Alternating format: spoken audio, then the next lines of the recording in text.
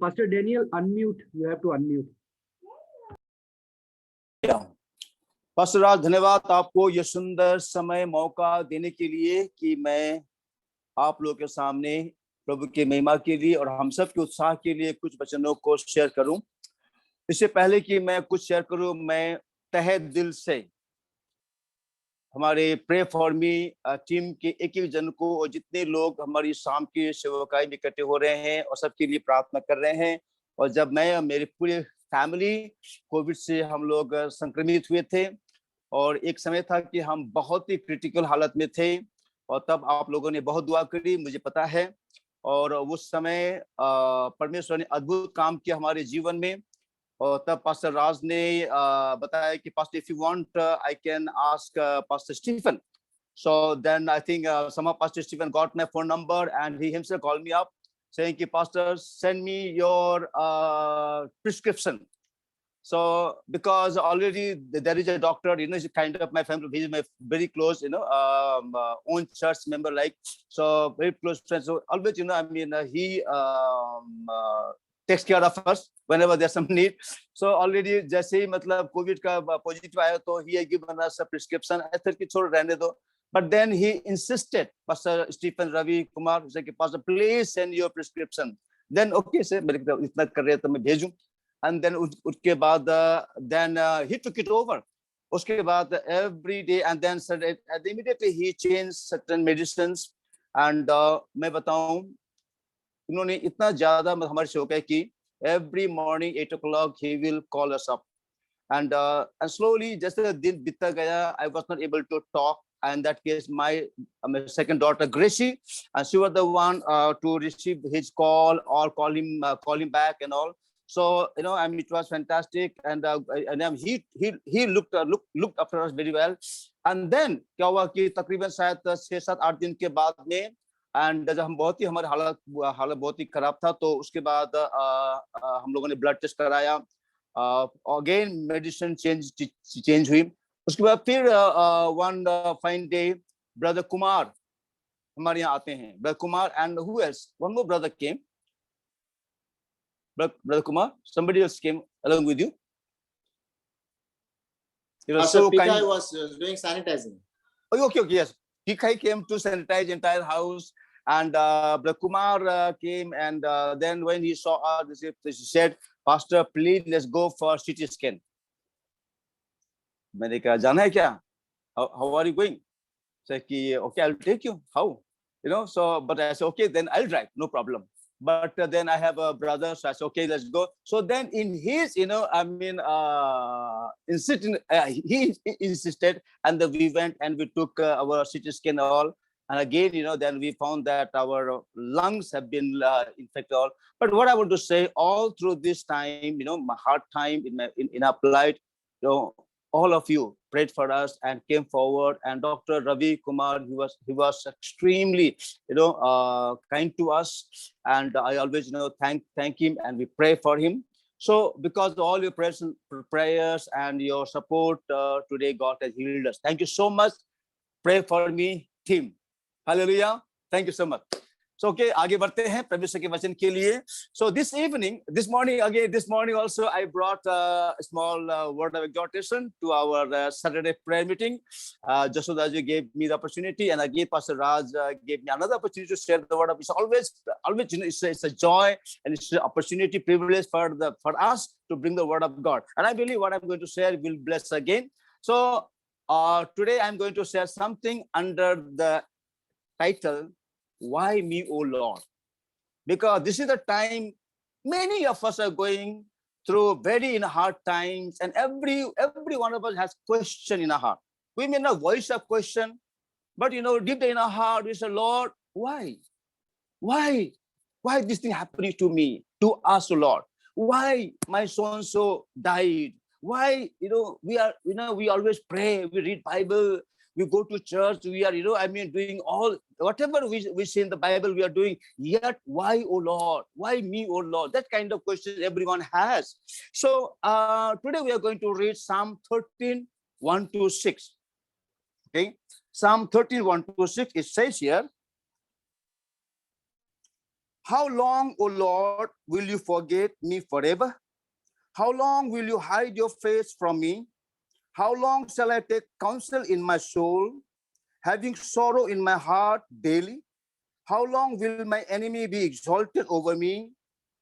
Consider and hear me, O Lord my God, and lighten my eyes, lest I sleep the sleep of death, lest my enemies say, I have prevailed against him, lest those who trouble me rejoice when I am moved. But I have trusted in your mercy. My heart shall rejoice in your salvation. I will sing to the Lord because he hath dealt bountifully with me. Praise the Lord. So this is a very interesting psalm of David. And David was running for his life, for he was being hunted in the mountains by Saul. Saul's jealousy of David, and he wanted to kill him. David flees for his life, and while in the mountains, he writes Psalm 13.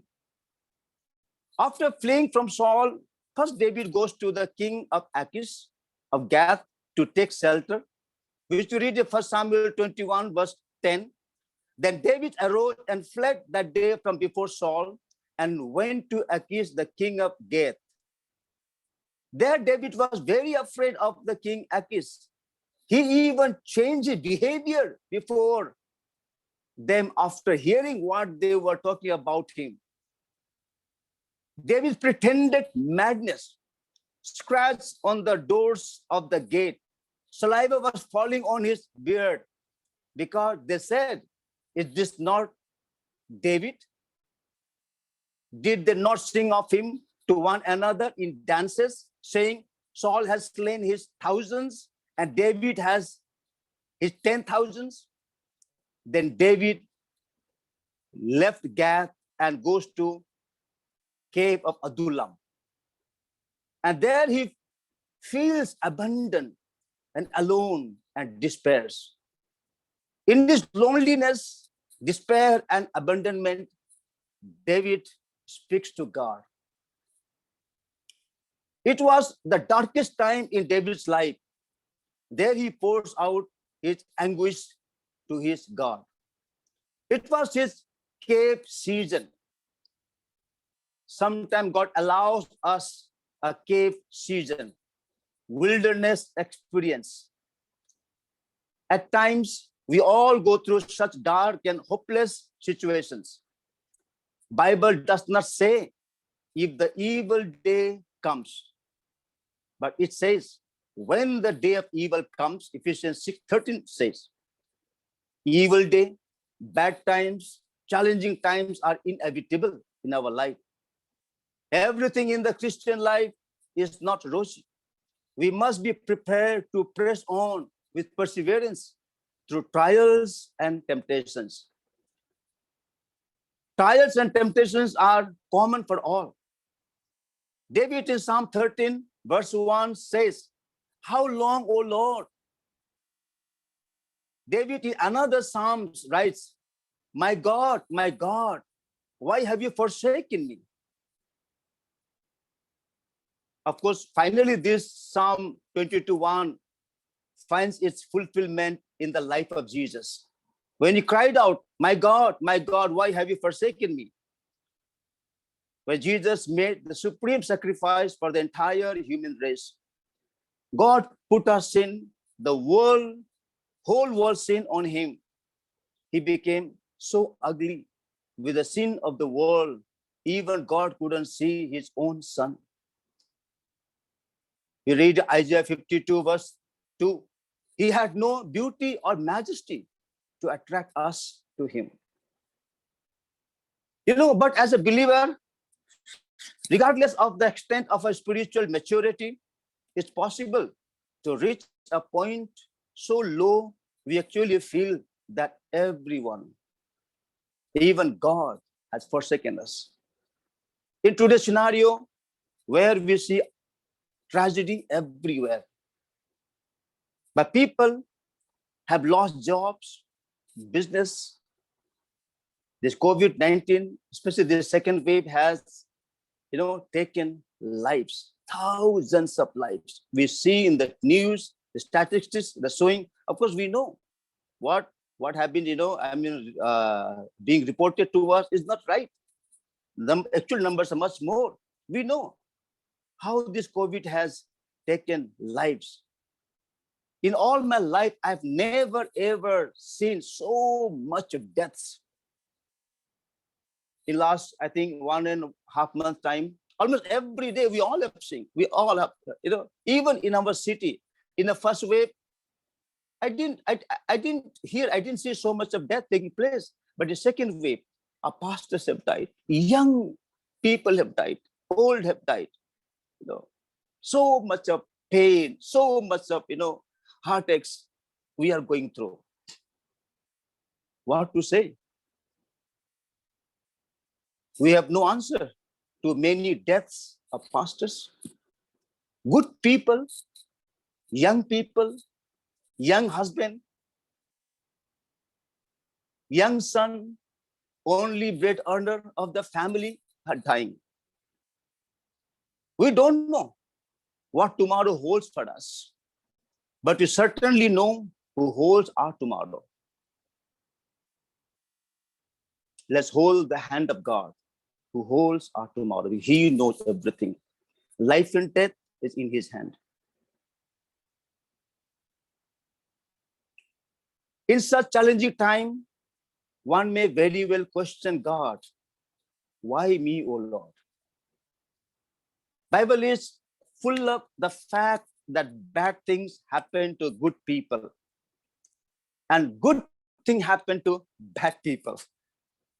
So question is not why me, O Lord, but why not me, O Lord? Because we are normal people. We are normal people. If you're normal, then this is a normal thing. If bad thing happens to us and good thing happen to bad people. If the Lord is allowing us to go through the difficult times, we have to simply trust him because he has a plan for us. This trying time will either break us or make us. Let it make us. When we read Romans 8:28, it says, and we know that in all things God works for the good of those who love him, who have been called according to his purpose. He can turn a bad situation into good. Psalm 13 teaches us how to handle such deep emotions of despair, anxiety, and fear. In Psalm 30 verse 5, David says, but I have trusted in your mercy. My heart shall rejoice in your salvation. Verse 6 says, I will sing to the Lord because he has dealt bountifully with me. You see, even in the darkest time, David turns to his God and he rejoiced. He sang for his deliverance when he was still in the cave of Adullam, running for his life. But he rejoices in the Lord because he trusted him. David knew that my God will deliver me. My God will take me back to his presence, to his temple. He trusted his God at all times. Let's encourage one another for good works and remain steadfast in the faith. Yesterday, Joshua Daju read Hebrew 10:24. So powerful. It says, and let us consider how we may spur one another on toward love and good deeds. I think this is the time, all that we have been doing. And somehow, we have been, propelling one another for good work. You see, when this prayer for me campaign started, only 3 people were there, I think. But see how the momentum picked up. And today, even one pastor comes up, okay, I want to give breakfast. Sorry, no slot. I want to give lunch. Sorry, no place.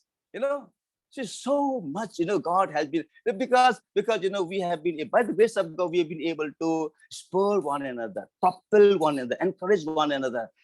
I think the revival has come to Siliguri. This is my prayer.